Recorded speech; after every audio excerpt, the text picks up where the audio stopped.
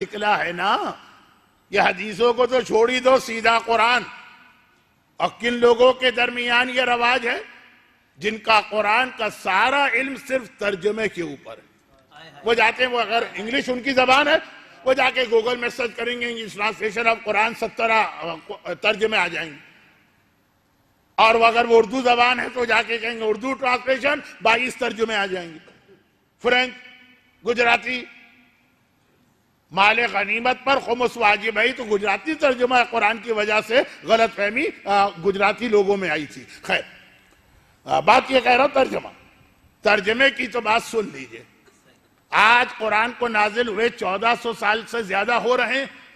पहला सूरा कुरान का अलहम्द, आज तक इसका सही तर्जमा नहीं हो सका। और खास तौर पे ये आखिरी आयत गैरिल मग़ज़ूब अलैहिम वलद्दाल्लीन, बराबर से दो तर्जुमे चल रहे हैं जो एक दूसरे से बिल्कुल मुख्तलिफ हैं। मुझ जैसे तालिब इल्म की क्या बिसात के इस मसले में दखल दूं? मैं तो ये कह रहा हूं, पूरे 1400 साल अंग्रेजी हो, उर्दू हो, फारसी हो, गुजराती हो, फ्रेंच हो, जितनी जबानें आप चाहे देखें, आज तक अलहम्द के सूरे की आखिरी आयत का सही तर्जमा नहीं हो सका। मैंने 3 साल पहले भी ये बात की थी।